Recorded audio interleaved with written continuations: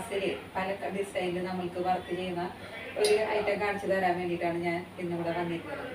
ഇത് നമ്മൾ കിച്ചണിലാണ് ഇത് ചെയ്തിരിക്കുന്നത്. ഈ വർക്കൊക്കെ ചെയ്തിരിക്കുന്നത് നമ്മൾ ഗ്ലാസ്സിലാണ് ചെയ്തിരിക്കുന്നത്. ഇത് നമുക്ക് ഓൾറെഡി പെട്ടെന്ന് നോക്കിക്കഴിഞ്ഞാൽ നമുക്കിത് ഗ്ലാസ് ആണെന്ന് തോന്നിക്കില്ല.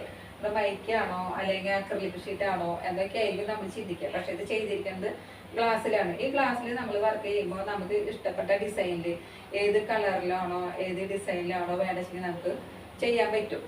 ഇത് നമുക്ക് ക്ലീൻ ചെയ്യാമെങ്കിൽ വളരെ ഈസി ആയിട്ട് ഇത് നമുക്ക് ക്ലീൻ ചെയ്യാൻ പറ്റാവുന്നതാണ്. ഇതിൽ കറ പിടിക്കുക അങ്ങനത്തെ സംഭവങ്ങളൊന്നുമില്ല. പിന്നെ ഒരു കാര്യം വെച്ചാൽ നമുക്കിത് പൊട്ടും എന്ന് തോന്നിക്കുകയാണെങ്കിൽ നമുക്കിത് ടഫ് ഗ്ലാസ്സിൽ നമുക്കിത് ചെയ്യാൻ പറ്റും. കിച്ചണിൽ അല്ലെങ്കിൽ സിറ്റിംഗ് റൂമിൽ അല്ലെങ്കിൽ നമുക്ക് ഷോ വാളിൽ വേണമെങ്കിൽ അങ്ങനെയൊക്കെ വേണമെങ്കിൽ നമ്മൾ നല്ല ഡിസൈനിൽ നമുക്കിത് ചെയ്യാനായിട്ട് പറ്റുന്ന പല ഡിസൈനിൽ നമുക്ക് ചെയ്യാൻ പറ്റും.